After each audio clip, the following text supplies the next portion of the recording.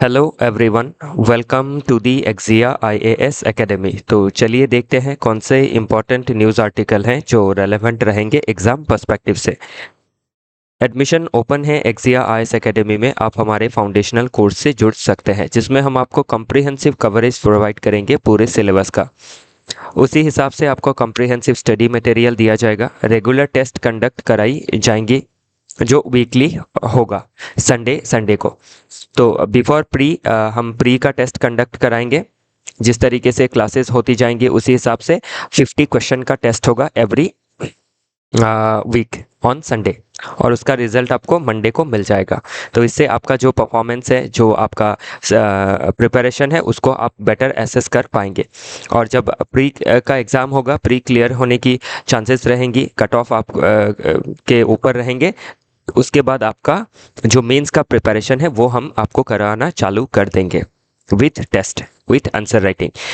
जो भी गाइडेंस रहेगा एक्सपर्ट एंड एक्सपीरियंस फैकल्टी के द्वारा दिया जाएगा। वन ऑन वन मेंटोरिंग के तहत आपके जितने भी डाउट है उनको कैटर किए जाएंगे।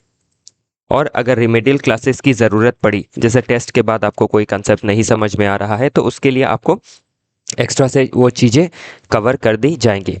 इन हाउस लाइब्रेरी का फैसिलिटी भी अवेलेबल है जिससे जुड़ के आप अपना प्रिपरेशन को और अच्छी तरीके से कर सकते हैं। Even in house library faculty भी अवेलेबल है जो आपको ऑन द स्पॉट आपका डाउट सॉल्व करके देंगे। फर्दर डिटेल में जानने के लिए आप कांटेक्ट कर सकते हैं हमारे ऑफिशियल कांटेक्ट नंबर जो कि है 6002417488। तो चलिए देखते हैं आज का पहला आर्टिकल। तो आज का पहला आर्टिकल बात करता है अबाउट जो आपका जो रेवोल्यूशन या फिर जो आपकी रेबल जो चल रही है in Nagaland by different insurgent group to get autonomy और टू फुलफिल देयर डिमांड, चाहे वो पॉलिटिकल डिमांड हो, इकोनॉमिक डिमांड हो, तो उन सभी चीज़ों के बारे में हम डिस्कस करेंगे। तो इसमें अभी ध्यान रखिएगा कि इसका जो ये जो आर्टिकल है इसका कोर आर्ग्यूमेंट क्या है। पहला तो इसने कोर आर्ग्यूमेंट दिया है कि जो रेबल ग्रुप है वो रेबल ग्रुप आपके एक समय पे इकट्ठा थी, जैसे जब नागा नेशनल काउंसिल जो फॉर्म हुआ था 1946 में। तो तब जो भी रेबल्स थे वो एक थे, और जो आपकी डिफरेंट नागा ग्रुप थी वो भी ऑलमोस्ट एक थी। लेकिन समय के साथ साथ क्या है, उनके बीच में काफ़ी ज़्यादा फ्रेगमेंटेशन आने लगा, और जो रेबल ग्रुप है उनमें भी फ्रेगमेंटेशन देखा गया, जैसे NSCN IM, NSCN K, NNPG etcetera. Unresolved core demand, तो जो कोर डिमांड रहा है स्पेशली NSCN IM का, जो आप देख सकते हैं कोर डिमांड में वो सेपरेट फ्लैग और एक कॉन्स्टिट्यूशन का डिमांड कर रहे हैं, जो कि इंडिया के कॉन्स्टिट्यूशन के हिसाब से क्या है, नहीं दिया जा सकता है। या फिर इसको अगर किसी प्रोविजन के ज़रिए, अमेंडमेंट के ज़रिए अगर दिया भी गया तो इससे क्या होगा, जो बाकी के स्टेट है उसमें एक रिपल इफेक्ट देखने को मिलेगा। तो ये इशू इसमें आर्ग्यूमेंट में दिया गया है। हिस्टोरिकल इनजस्टिस एंड रेजिस्टेंस के बारे में इसमें मेंशन किया गया है कि किस तरीके से जो आपका नागालैंड है या फिर जो नागा हिल है उसको 1826 जो था यांडाबू ट्रीटी, उसके बाद ग्रेजुअली आसाम को ऑक्युपाई करने के बाद ब्रिटिशर्स ने नागा हिल्स को ऑक्युपाई किया।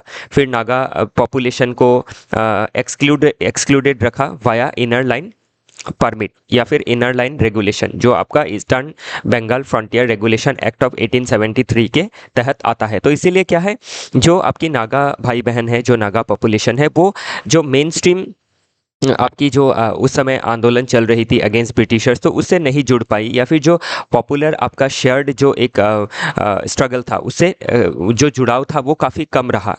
इसीलिए बाद में क्या हुआ, पोस्ट आप 1947 आज़ादी के बाद जो एक एलियनेशन है वो फील किया गया by Naga people, even by mainstream people. Okay, बाद में आप देख सकते हैं कि जो आपका पूरा एलियनेशन था 1947 के बाद, तो वो एलियनेशन काफ़ी बढ़ा और इंसर्जेंसी का रूप भी उसने लिया। काफ़ी ज़्यादा जो रेबल ग्रुप है उन्होंने डिफरेंट सॉर्ट ऑफ आपकी इंसर्जेंट एक्टिविटीज़ को अंजाम दिया, और उसी को शांत करने के लिए 1975 में शिलोंग अकॉर्ड हुआ था।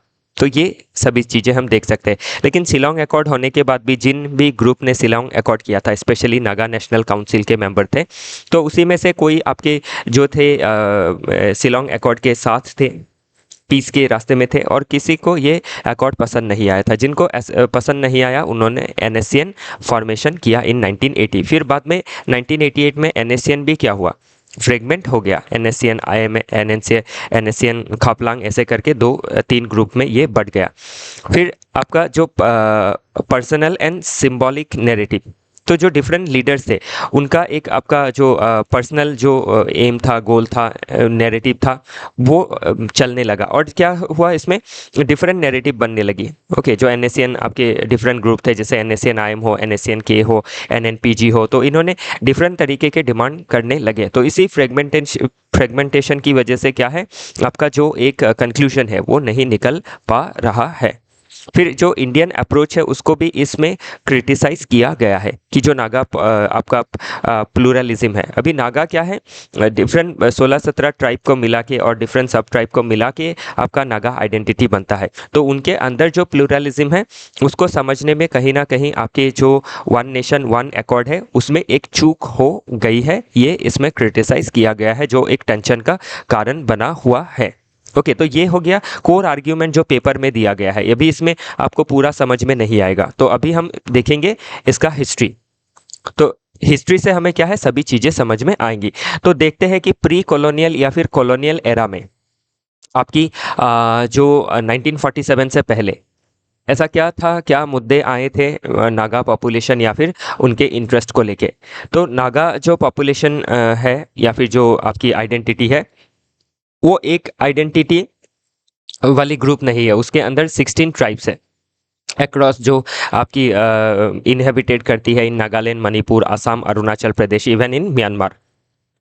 तो ये आपके सदियों से ऑटोनोमस विलेज रिपब्लिक्स में रहते आए हैं। इनका खुद का ऑटोनोमस विलेज रिपब्लिक है, उनके खुद की जो आपकी गवर्नेंस सिस्टम है, इकोनॉमिक सिस्टम है, सोशल कल्चरल सिस्टम है, कोई सेंट्रलाइज अथॉरिटी नहीं है। लेकिन ब्रिटिश ने क्या किया, जब आसाम को एनेक्सेशन किया था आफ्टर आपका इंडो बर्मा वार जो 1824 से 26 तक चला था, फर्स्ट इंडो बर्मा वार, जो सॉरी जो एंग्लो बर्मा वार, मतलब जो इंग्लिश थे और जो आपकी बर्मिश आर्मी थी उनके साथ हुआ था, जो बर्मा के राजा थे उनके साथ। तो फाइनली बर्मा डिफीट हो गया at the hands of Britishers. तो 1826 में क्या हुआ, ट्रीटी ऑफ यांडाबो हुआ और उसके तहत आसाम को एनेक्स कर लिया गया बाय द ब्रिटिशर्स। और ग्रेजुअली क्या हुआ, जो भी आसाम के आसपास में जो भी हिल्स एरिया थी या फिर प्लेन थी उनको आपका ब्रिटिशर्स ने एनेक्स करना चालू किया। और उसी के तहत क्या हुआ, नागा हिल्स को जो है आपका ब्रिटिशर्स ने एनेक्सेशन कर लिया इन 1866, मतलब आसाम के साथ शामिल कर लिया था। और जो अभी जैसे कि नागा जो पॉपुलेशन थे वो काफ़ी इंडिपेंडेंट पॉपुलेशन थे, ऑटोनोमस सिस्टम से चलते थे, कोई सेंट्रलाइज अथॉरिटी नहीं था। लेकिन जब ब्रिटिशर्स सेंट्रलाइज अथॉरिटी लाने लगी तो जो आपके डिफरेंट नागा ट्राइब्स है उन्होंने रिवोल्ट करना चालू किया। और तभी क्या हुआ, इसको पेसिफाई करने के लिए इनर लाइन रेगुलेशन को लागू कर दिया गया कि जो नागा एरिया है उसके अंदर कोई भी आपके अलग लोग नहीं जा सकते हैं। खाली जो ब्रिटिश ऑफिशियल्स है वो जाएंगे, उनका जो सामान चाहिए वो एक्सट्रैक्ट करेंगे। बाकी नागा पॉपुलेशन को क्या किया, उनके जो ऑटोनॉमी है उसको प्रिजर्व करने की व्यवस्था रखी गई इनर लाइन रेगुलेशन में। तो ये eastern Bengal frontier regulation act कहा जाता है, इसको ध्यान रखिएगा। इसी के तहत आईएलपी जो सिस्टम है अभी तक चल रहा है। और मुझे जहाँ तक ध्यान है आपके नॉर्थ ईस्ट में 4 स्टेट में आईएलपी लागू है। अरुणाचल प्रदेश में है आपके, देन नागालैंड में है, देन मिजोरम में है और मणिपुर में है। और बाकी मेघालय हो या असम हो इसका डिमांड कर रही है, ताकि जो आपके माइग्रेशन है, जो आपके नॉन लोकल या फिर नॉन इंडिजिनियस पॉपुलेशन है, उनसे आपका जो लोकल कल्चर है, जो पॉलिटिकल एडमिनिस्ट्रेटिव जो आपकी ऑटोनॉमी है उसको बचाया जा सके और जो इंडिजिनियस पॉपुलेशन है उनका एक आपका क्या रहे, वर्चस्व रहे। तो अभी जब आपका इनर लाइन परमिट लाया गया इन 1873, तो इससे क्या हुआ, नागा पॉपुलेशन जो थी वो आपकी सेफ रह गई। सेफ रह गई मतलब क्या, बाहरी जो पॉपुलेशन थे, आउटसाइडर्स थे, वो नागालैंड में एंटर नहीं कर पाए, या फिर अगर कर भी पाए तो वो टेम्पररी थे। तो इसी के वजह से क्या था, जो आपका नागा हिल्स था, नागा हिल्स डिस्ट्रिक्ट जो थी, उसमें आपका जो मेन स्ट्रीम एरिया में डिफरेंट रीजन में जो आपकी ब्रिटिश के खिलाफ रिवॉल्ट वगैरह चल रही थी, वो आपकी उसका इम्पैक्ट जो है वो नागालैंड में नहीं पड़ा। और नागालैंड में क्या था, आपका जो मिशनरीज थे, मिशनरी का इम्पैक्ट काफ़ी ज़्यादा था। और मिशनरी क्या करती थी, जो आपकी मेन स्ट्रीम आपकी आंदोलन वगैरह है इसके अगेंस्ट आपका जो है आपका सिंपैथेटिक नहीं थी।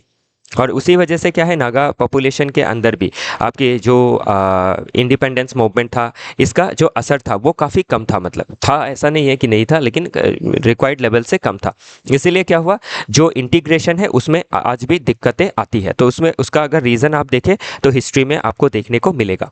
तो जब फर्स्ट वर्ल्ड वॉर का एंड हुआ 1918 में, तो जो नागा पॉपुलेशन थी, डिफरेंट ट्राइब्स थी, उनको एकजुट करने के लिए, उनके इंटरेस्ट को प्रोटेक्ट करने के लिए नागा क्लब बना। और नागा क्लब ने ही बाद में आपका साइमन कमीशन के पास उन्होंने अपना मेमोरेंडम दिया कि वो असम के साथ उनको मर्ज नहीं होना है। उन्होंने डिमांड किया सेल्फ रूल का। उसके बाद अगर पोस्ट इंडिपेंडेंस में देखें तो ये जो नागा नेशनल आपका क्लब था या फिर नागा क्लब था, ये आपका बाद में एनएनसी में तब्दील हो गया।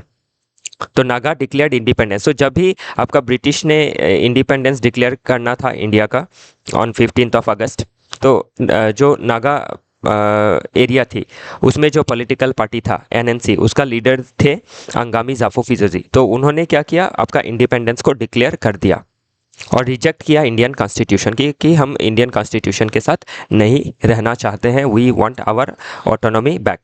और उसके बाद क्या हुआ, 1951 में उन्होंने प्लेबिसाइड भी करवाया। प्लेबिसाइड मतलब पीपल्स वोटिंग, कि क्या वो उन्हें सोवरेनिटी चाहिए या फिर इंडिया के साथ रहना चाहते हैं। तो उसमें 99% जो पॉपुलेशन थी उन्होंने सोवरेनिटी को सपोर्ट किया। और उसके बाद अभी ध्यान रखिएगा कि इंडिया ने काफ़ी मेहनत के बाद इंडिपेंडेंस को अचीव किया था। उसमें काफ़ी सारी प्रिंसली स्टेट्स थी, उनको इंटीग्रेशन करना, फिर जो आपके नागालैंड जैसी स्टेट जो थी जिनको भारत के साथ नहीं शामिल होना था। तो अगर इस तरीके से हम देखते कि सभी का सोवरेनिटी को अगर भारत सपोर्ट करने लग जाती, तो जो आइडिया ऑफ इंडिया है वो ही नहीं रहता। तो इसीलिए क्या है, इस तरीके के जो प्रोविजन कॉन्स्टिट्यूशन में नहीं रखे गए कि स्टेट को सोवरेनिटी देना। ऑटोनॉमी दिया जा सकता है, ऑटोनॉमी दिया जा सकता है, लेकिन एक सोवरेन कंट्री की तरह उनको जो स्टेटस है वो देने का प्रोविजन इंडियन कॉन्स्टिट्यूशन में नहीं है। तो इसीलिए इसको डोमिनेट करने के लिए आपका आप्सपा लाया गया 1958 में, arm forces special power act. और आर्म फोर्सेस को स्वीपिंग पावर दिया गया ताकि जो भी आपके रेबल ग्रुप है उनको डोमिनेट किया जा सके। इसके बाद आप ध्यान रखिएगा, जो नागा नेशनल काउंसिल था उन्होंने इवन आपका फेडरल गवर्नमेंट भी बना लिया था इन 1952, अपना खुद का गवर्नमेंट। और नागा फेडरल आर्मी भी बना लिया था ताकि जो नागालैंड है उसको एक कंट्री की तरह ट्रीट किया जा सके। लेकिन इसके अगेंस्ट आपके यूनियन गवर्नमेंट ने एक्शन लिया। और जो एक्शन है इवन वो आप देखें तो आज तक भी चल रहा है। डिफरेंट डिस्ट्रिक्ट में अभी भी आप्सपा जो है नागालैंड में वो लागू है। इवन नॉर्थ ईस्ट के डिफरेंट स्टेट में भी, स्टेट के डिस्ट्रिक्ट में भी ये लागू है। तो आप्सपा के ऊपर ऑलरेडी इस बार एपीएससी ने क्वेश्चन पूछा है। ओके और इन फ्यूचर भी एपीएससी या फिर यूपीएससी या फिर डिफेंस स्टेट पीसीएस में ये प्रीलिम्स में या फिर मेंस में बन सकता है। फिर ध्यान रखिएगा कि आपका रेबल चलता रहा तो चलते चलते ये 1960s पार कर गया। फिर 1963 में गवर्नमेंट ऑफ इंडिया ने ये सोचा कि जो नागालैंड है उसको आसाम से सेपरेट करके स्टेट का दर्जा दिया जा सकता है। तो उसी तरीके से क्या है, 1963 में नागालैंड को स्टेटहुड का दर्जा मिला। लेकिन 1963 में स्टेटहुड का दर्जा मिलने के बाद भी जो एनएनसी थे, इनके मेंबर थे, ये कंटिन्यू अपना जो रेवोल्यूशन थे, जो रेबल थे, वो कंटिन्यू करते रहे अपनी जर्नी को। बाद में इनको पेसिफाई करने के लिए गवर्नमेंट ने आपका सॉफ्ट अप्रोच अपनाया और इनके साथ टॉक्स हुई 1975 में, जो था शिलोंग एकॉर्ड। तो इसमें आपकी जो पीस ट्रीटीज़ है वो साइन हुई। लेकिन इसमें जो एनएनसी के मॉडरेट्स थे उन्होंने तो जो गवर्नमेंट ऑफ इंडिया का जो भी आपका डील था उसको साइन किया और माना। लेकिन बाकी जो आपके हार्ड लाइनर्स थे उन्होंने नहीं माना इसको और उन्होंने कंटिन्यू रखा और आपका नया ग्रुप फॉर्म कर लिया, एनएससीएन, नागा आपका सोशलिस्ट जो काउंसिल है वो फॉर्म कर लिया, सोशलिस्ट आइडियोलॉजी से प्रेरित हो गए 1980 में। और इसको फॉर्म किया इसाक सू और ट्विंगलिंग मुइभा जी ने और एसएस खापलांग ने। बाद में इनके बीच भी क्या हुआ, डिफरेंसेस आ गई, आइडियोलॉजिकल रिफ्ट देखा गया। तो एक तरफ क्या हुआ, आपका इसाक मुइभा जो ग्रुप था ये आपका स्प्लिट हो गया 1988 में, इसको कहा गया एनएससीएन आईएम, और दूसरा बन गया आपका एनएससीएन के। तो जो एनएससीएन आईएम था वो बाद में गवर्नमेंट ऑफ इंडिया के साथ टॉक करने लगा और पीस में आ गया, सीज फायर कर लिया इसने। NACN के जो है वो प्रो चाइना रहा, मतलब प्रो चाइना मतलब क्या, चाइना से इनको सपोर्ट मिलते रहा अगेंस्ट इंडिया, और चाइना भी सपोर्ट करती है इस तरीके के इंसर्जन एक्टिविटीज़ को, ताकि क्या है, इंडिया के डिफरेंट रीजन में आपकी जो इंस्टेबिलिटी है वो बनी रहे और हम इकोनॉमिकली प्रोग्रेस ना कर पाए, ताकि जो चाइना है वो डोमिनेंट रहे। फिर सीज फायर एंड नेगोशिएशंस आपकी स्टार्ट हुई, तो ये 1988 में NACN IM ने प्रो इंडिया टॉक्स नहीं किया, 1997 के बाद ही टॉक्स चालू किया। तो पहले तो काफ़ी जो इंसर्जन एक्टिविटीज़ थी वो होती रही, IM ने सीज फायर किया 97 में, और उसके बाद 80 राउंड्स ऑफ टॉक्स हुए, और 2001 में आपका जो सीज फायर एक्सटेंशन है वो और आगे बढ़ाया। और इसमें ये भी कहा गया, NACN IM के द्वारा ये डिमांड किया गया कि जो ग्रेटर नागालिम है वो बनना है। तो ग्रेटर नागालिम में क्या है, जो डिफरेंट स्टेट है असम के, नॉर्थ ईस्ट के, जैसे असम हो, अरुणाचल हो, मणिपुर हो, तो उसमें जो नागा पॉपुलेशन है उनको नागालैंड में शामिल करना चाहिए।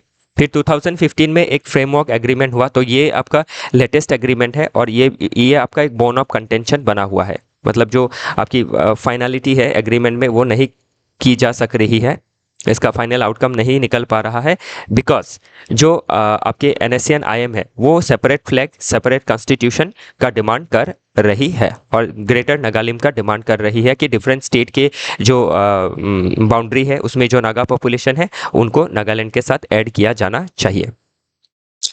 और रिसेंट डेवलपमेंट में देखें तो वही जो डिमांड है वो उनका कंटिन्यू है, और जो आपका गवर्नमेंट ऑफ इंडिया है वो इसको फुलफिल नहीं कर पाती है। क्यों? क्योंकि आपका अभी रिसेंटली क्या किया गया, 2019 में जम्मू कश्मीर को जो स्पेशल स्टेटस दिया गया था उसको हटा दिया गया। क्यों? ताकि हम एक सिमेट्री ला सके कि एक देश में आपके 2-3 विधान नहीं होने चाहिए, एक देश है एक ही विधान होना चाहिए। तो उसके लिए क्या है, जो सेपरेट कॉन्स्टिट्यूशन था उसको 2019 में हटा दिया गया, एक ही स्टेट को दिया गया था। तो अभी फिर से उसको अगर दिया जाए कॉन्स्टिट्यूशन एंड फ्लैग, तो डिफरेंट स्टेट इसको डिमांड कर सकते हैं, और तब क्या होगा, ऐसे भी हमारी जो यूनिटी रहती है या फिर इंटीग्रेशन रहता है वो काफ़ी समय पे फ्रेजाइल हो जाता है। तो इसको हम सपोर्ट नहीं कर सकते हैं, ऐसा गवर्नमेंट ऑफ इंडिया का जो आपका जो रुख है वैसा है, और प्लस जो हमारा कॉन्स्टिट्यूशन है वो भी ये चीज़ें सपोर्ट नहीं करता है। ओके या फिर अभी जैसे ग्रेटर नागालैंड बनाने के लिए आसाम से एरिया को कट करना, अरुणाचल से, तो वो क्यों अपने जो एरिया है उसको कंप्रोमाइज़ करेंगे? तो इससे क्या है, आपकी नॉर्थ ईस्ट में जो पीस है वो वायलेट हो सकती है because of fulfilling of this demand. तो इसीलिए क्या है, यूनियन गवर्नमेंट इसमें कोई एक्शन नहीं ले पा रही है, और NACN IM का जो दबाव है वो कंटिन्यूसली बढ़ता जा रहा है। ओके बाकी चैलेंजेस टू द इशू क्या है, अभी अगर आप ये चाहे कि नागा पॉपुलेशन का जो डिमांड है उसको फुलफिल किया जाना चाहिए, जो की जा सकती है, जैसे और ज़्यादा ऑटोनॉमी देना, फाइनेंशियल हेल्प देना, उस तरीके की चीज़ें। लेकिन प्रॉब्लम क्या है, फ्रैक्शनलिज्म बहुत ज़्यादा है, बहुत ज़्यादा इंटरनल डिवीजन है। ओवर 25 नागा ग्रुप जो है वो डिफरेंट तरीके से चीज़ों को डिमांड कर रहे हैं, और जो आपकी उनके बीच में जो एक कंसेंसस बनना चाहिए वो नहीं बन पा रहा है। तो ये एक प्रॉब्लम है। नॉन नेगोशिएबल डिमांड है, जैसे कॉन्स्टिट्यूशन का डिमांड करना, फ्लैग का डिमांड करना, ग्रेटर नागालिम का डिमांड करना। तो ये ग्रेटर नागालिम अभी थ्रेट करेगा नेबर स्टेट्स को, लाइक असम, मणिपुर का जो बाउंड्री है। फिर external influence and cross border dynamics हम देख सकते हैं। तो एक्सटर्नल इन्फ्लुएंस में influence by China, then Pakistan, ये सब हम देख सकते हैं ताकि देश में इंस्टेबिलिटी क्रिएट की जा सके। Then socio economic implementation gap भी देखा जा सकता है कि जो प्रॉब्लम है, ये आप ध्यान रखिएगा कि सिर्फ ग्रेटर ऑटोनॉमी से चीज़ें सॉल्व नहीं होती है। तो अभी नागालैंड में जो प्रॉब्लम था उसको पहले स्टेटहुड का दर्जा दिया गया, लेकिन वो क्या हुआ आपका, उसके बाद भी जो पीस है वो नहीं आई। तो इसके पीछे कहीं ना कहीं सोशियो इकोनॉमिक जो गैप है वो भी जिम्मेदार है। तो पॉवर्टी ज़्यादा होना, आपके अनएम्प्लॉयमेंट ज़्यादा होना, इन सभी चीज़ों को दूर करना पड़ेगा, क्योंकि जब पीपल पॉजिटिवली एंगेज रहेंगे इकोनॉमिक एक्टिविटीज़ में, सोशल एक्टिविटीज़ में, तो उससे क्या होगा, जो आपकी इस तरीके की जो इमेजिनेशन है, धारणा है, वो कम रहेंगी, और लोग वैसे खुश रहेंगे with employment, with economic opportunity. Okay then है पॉलिटिकल विल एंड सीक्रेसी। तो इसमें आप देख सकते हैं जो फ्रेमवर्क एग्रीमेंट है उसमें काफ़ी ज़्यादा ओपेसिटी है। एग्जैक्टली इस एग्रीमेंट में है क्या, ये चीज़ें आपकी पब्लिक में नहीं आई है। तो 2-4 पॉइंट जो लीडर्स ने बात करते हुए जिक्र किया वही चीज़ें निकल के आई हैं। बाकी जो टर्म्स है, नागा क्या है, एक अम्ब्रेला टर्म है for 16+ ethnic group like Angami, आओ, लोथा, सेमा, ये सभी। NSCN-IM क्या है? एक आपका ग्रुप है जो सीज फायर में है सिंस 1997। NNC क्या है? नागा नेशनल काउंसिल, जो 1946 में फॉर्म हुआ था। ये फर्स्ट पॉलिटिकल बॉडी है under Angami Zapu Phizo. Then framework agreement जो अभी बात किया, नागालिम या फिर ग्रेटर नागालैंड क्या है? तो डिफरेंट जो रीजन है, स्टेट है जो नागालैंड से बॉर्डर शेयर करती है, उसमें जो नागा पॉपुलेशन रह रहे हैं उनको नागालैंड में इंक्लूड करना। फिर ये जाबो क्या है? ये NSCN-IM का एक ड्राफ्ट कॉन्स्टिट्यूशन है जो वो डिमांड कर रहे हैं। शिलोंग अकॉर्ड क्या है? NNC को पेसिफाई करने के लिए जो अकॉर्ड हुआ था। APSPA क्या है? ये एक आर्म फोर्सेस स्पेशल पावर है, एक्ट है, जिसमें फोर्सेस को स्वीपिंग पावर दी जाती है to search, to seize property, okay, to shoot with warning. तो ये सभी चीज़ें हमें देखनी होती है। नेक्स्ट देखते हैं कि डायमेंशन में अगर देखें social, political, legal, ethical, international, economic, तो ये डायमेंशन हम इसमें देख सकते हैं। तो सोशल में हम डीप ट्राइबल डिवीजन देख सकते हैं। पॉलिटिकल में हम डिफरेंट सॉर्ट ऑफ आपके जो फ्रेमवर्क एग्रीमेंट है उनका सक्सेस फेलियर को देख सकते हैं। लीगल में हम क्या देख सकते हैं? कॉन्स्टिट्यूशन में आर्टिकल 371 है जो स्पेशल कैटेगरी स्टेटस प्रोवाइड करती है टू नागालैंड। जैसे नागालैंड में जो कस्टम्स है, ट्रेडिशंस है, उनको ओवरराइड नहीं किया जा सकेगा by central and state law. तो वो चीज़ें जो स्पेशल प्रोविजन है वो दी गई है उनको। एथिकली देखें तो अभी जो बीट्रेल है ऑफ शिलोंग अकॉर्ड, वो सभी चीज़ें हम इसमें देख सकते हैं। इंटरनेशनली देखें तो हमारी जो इंसर्जेंसी है या फिर जो ग्रुप है उनको बाहर से सपोर्ट मिलते रहता है। जैसे म्यांमार में शेल्टर मिल जाता है, चाइना से आपके लॉजिस्टिक्स मिल जाती है, फाइनेंशियल सपोर्ट मिल जाता है। तो ये सभी चीज़ें हम देख सकते हैं। फिर इकोनॉमिकली देखें तो जो अभी इंसर्जेंसी एक्टिविटी रहने की वजह से जो इकोनॉमिक एक्टिविटी है वो भी काफ़ी कम है इन नागालैंड।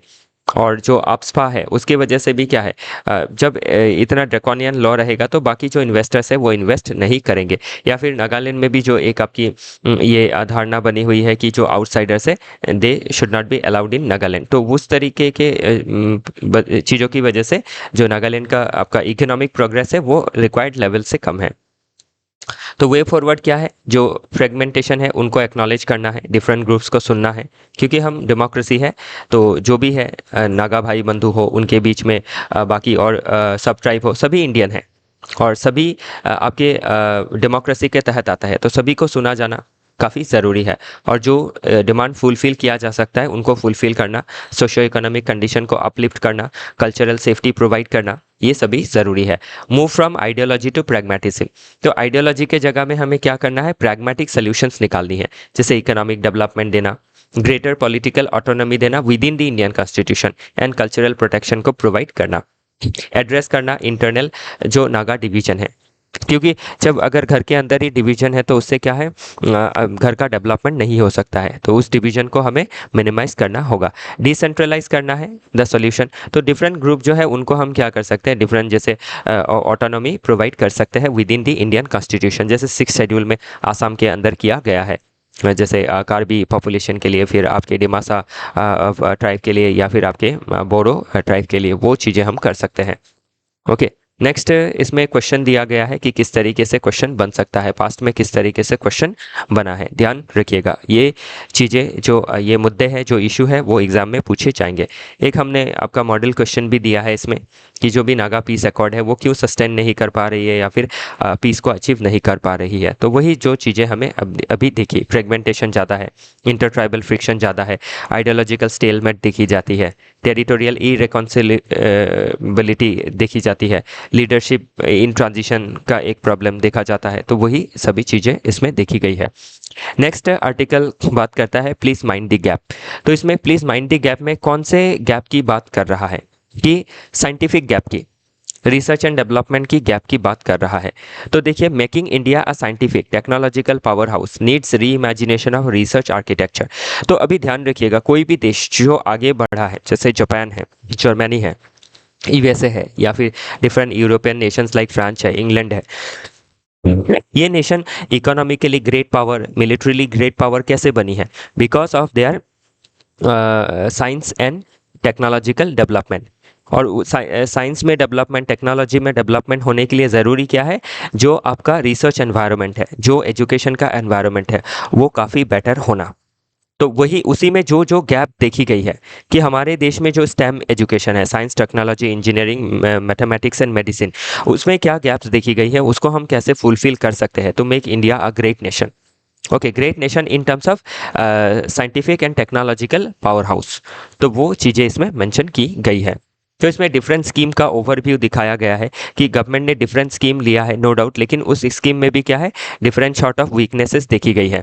फॉर एग्जांपल, जो आपके एनआरआई है, जो वापस इंडिया में लौट के आता है, एनआरआई में जो प्रोफेसर्स है, तो उनके लिए वो लौट के जब आते हैं तो उनको प्रॉब्लम क्या होती है कि जो बेनिफिट उनको मिलना चाहिए वो नहीं मिल पाता है। जैसे हाउसिंग का प्रॉब्लम है, या फिर उनके चिल्ड्रन के लिए एजुकेशन का फैसिलिटीज़ है वो आपकी कम रहती है, या फिर जो आपकी उनको जो भी सहूलियत चाहिए जो वो यूएसए में रिसीव करते हैं वो इंडिया में नहीं करते हैं। तो इसीलिए क्या है, जो आपके फैकल्टी है, इंडियन ओरिजिन फैकल्टी है, तो उनको स्पेशल फैसिलिटी भी दी जाती है। और ध्यान रखिएगा, उस स्पेशल फैसिलिटी में जो हमारे देश के जो है, जो एनआरआई नहीं है, वैसे प्रोफेसर्स को क्या होता है, आपका डिस्क्रिमिनेशन फील होता है, तो वो भी नहीं होने देना है। तो जो रिवर्स ब्रेन ड्रेन हो रहा है, उनको जो सहूलियत दी जाती है और दी भी जानी चाहिए, वही सहूलियत क्या है, जो इंडियन प्रोफेसर्स है, जो एनआरआई नहीं है, उनको भी देनी चाहिए। एनआरआई भी इंडियन है, लेकिन वो बाहर जाके काम करके फिर वापस आए हैं। तो जो नॉन एनआरआई प्रोफेसर्स है, उनको भी वो पोटेंशियल बेनिफिट दी जानी चाहिए। देन क्रिटिसिज्म एंड रियलिटीज़, तो जो आपके क्वालिटी है मेट्रो सिटीज़ के, वो भी काफ़ी ख़राब है।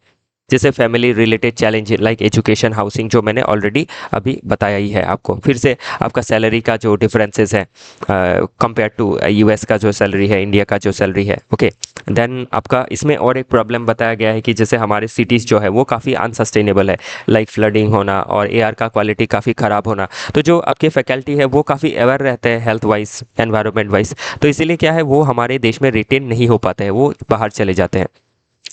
तो इसीलिए क्या है, आपके जो उनको जो सहूलियत है वो देनी ज़रूरी है। और ध्यान रखिएगा, उनको सहूलियत इस तरीके से नहीं देनी है कि जो एग्जिस्टिंग मैन पावर है वो आपकी ऑफेंड हो जाए। और फिर ग्लोबल कंपैरिजन देखें तो ग्लोबल कंपैरिजन में चाइना जैसे जो देश है वो 3% ऑफ जीडीपी खर्च करती है रिसर्च एंड डेवलपमेंट, जबकि इंडिया 0.65% करता है। तो इसको बढ़ाना है। तो इसीलिए मेन चीज़ क्या है इसमें, ब्रॉडर कॉल फॉर रिफॉर्म, तो काफ़ी ज़्यादा रिफॉर्म लानी ज़रूरी है। ओके, तो अभी अगर हमारे देश में आपके रिसर्च का एनवायरनमेंट देखें तो पोस्ट इंडिपेंडेंस एरा में हम देख सकते हैं कि गवर्नमेंट ने डिफरेंट इंस्टीट्यूशंस बनाई, लाइक आईआईटी बनाया, सीएसआईआर बनाया, आईसीएआर बनाया, आईसीएमआर बनाया, क्यों इसरो बनाया, या फिर आपके डीआरडीओ बनाए। इसको इसीलिए बनाया ताकि आरएनडी का माहौल अच्छा हो सके। फिर भी हमारे जो डिफरेंट साइंटिस्ट थे वो ब्रेन ड्रेन हो गए, like scientist like Hargobind Khorana ji, तो ये आपके यूएसए चले गए। ओके, क्योंकि इंडिया में वैसी फैसिलिटीज़ नहीं थी। फिर लिबरलाइजेशन पीरियड आया 1990 से 2000 में, तो इसमें आपका आईटी सेक्टर्स का बूम हुआ, फार्मा सेक्टर का बूम हुआ, आरएनडी का स्पेंडिंग फिर भी स्टेगनेटेड ही रहा, 0.6% ही रहा। तो ये एक कमी आप इसमें देख सकते हैं। डिफरेंट स्कीम ली गई लेकिन फिर भी जो स्पेंडिंग है कम है। नेक्स्ट 2010 के बाद देखें तो गवर्नमेंट ने फिर से अलग अलग स्कीम लिए, लाइक मेक इन इंडिया हो, अटल इनोवेशन मिशन हो, फिर आपके नेशनल एजुकेशन पॉलिसी हो, जिसमें यह कहा गया कि 6% ऑफ जीडीपी खर्च किया जाना है इन एजुकेशन। नेक्स्ट अगर आप देखें ग्लोबल कॉन्टेक्स्ट में, तो ग्लोबल कॉन्टेक्स्ट में डिफरेंट जो नेशंस हैं, डेवलप नेशंस, वो अपने नॉलेज को हमेशा ही रिटेन करते हैं, क्योंकि उन्हें पता होता है कि जो ह्यूमन रिसोर्स है, जो नॉलेज है जिनके अंदर, वो देश के लिए काफ़ी काम आने वाले हैं, वो देश को काफ़ी आगे ले जा सकते हैं। लेकिन हमारे देश में क्या होती है, वैसे टैलेंट को रिटेन करने के लिए जो भी स्कीम्स चाहिए, जो फैसिलिटीज़ चाहिए, वो हम नहीं प्रोवाइड कर पाते हैं। और इसमें क्या क्या चैलेंज है, एक तो ब्यूरोक्रेटिक हर्डल है कि डिफरेंट चीज़ों को प्रोक्योर करने में, टेंडरिंग करने में बहुत डिले लगता है, बहुत समय लग जाता है।